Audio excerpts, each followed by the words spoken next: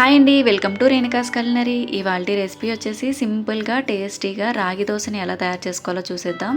ఈ రాగి దోశ తయారు చేసుకోవడానికి వీడియోలో చూపిస్తున్న కొలతల్లో తీసుకుంటే పర్ఫెక్ట్గా వస్తుంది. ఇప్పుడు ఈ రాగి దోశ తయారు చేసుకోవడానికి ముందుగా ఒక బౌల్లోకి 1 గ్లాస్ వరకు మినపగుళ్ళు వేసుకొని 2-3 సార్లు వాష్ చేసుకోవాలి. ఇప్పుడు ఇందులో 1/2 టీ స్పూన్ మెంతులు అలాగే వాటర్ వేసుకొని 8 అవర్స్ పాటు నానబెట్టుకోవాలి. ఇప్పుడు మరొక బౌల్లోకి 2 కప్పుల రాగులు వేసుకోవాలి.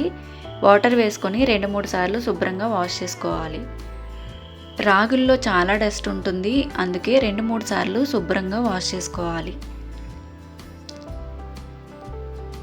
వాష్ చేసుకున్న తర్వాత వాటర్ని సెపరేట్ చేసి మరొకసారి రాగులు నిండేంత వరకు వాటర్ వేసుకొని 8 అవర్స్ పాటు నానబెట్టుకోవాలి. 8 అవర్స్ తర్వాత చూడండి, మినపగుళ్ళు అలాగే రాగులు కూడా చక్కగా నానిపోయాయి. ఇలా నానిన రాగులు అలాగే మినపగుళ్ళని వాటర్ సెపరేట్ చేసుకొని ఒక మిక్సీ జార్లోకి యాడ్ చేసుకోవాలి.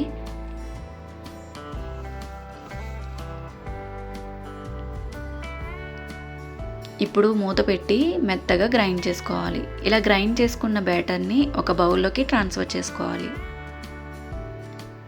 ఇప్పుడు మూత పెట్టుకొని నైట్ మొత్తం పులవనివ్వాలి. చూడండి, 8 అవర్స్ తర్వాత మూత తీసి చూస్తే పిండి మొత్తం బాగా ఉబ్బి బాగా పులిసింది కదా. ఇప్పుడు ఒకసారి బాగా కలుపుకోవాలి.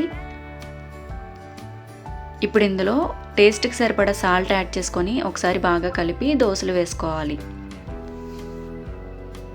చూడండి, వీడియోలో చూపిస్తున్నట్టు కన్సిస్టెన్సీ ఉంటే సరిపోతుంది. మరీ గట్టిగా ఉండకూడదు, మరీ పల్చగా ఉండకూడదు. ఇప్పుడు స్టవ్ పై ప్యాన్ పెట్టి కొంచెం వేడయిన తర్వాత దోశలు వేసుకోవాలి. ఇలా వీడియోలో చూపిస్తున్నట్టుగా పల్చగా దోశలు వేసుకుంటే చాలా క్రిస్పీగా టేస్టీగా ఉంటాయి.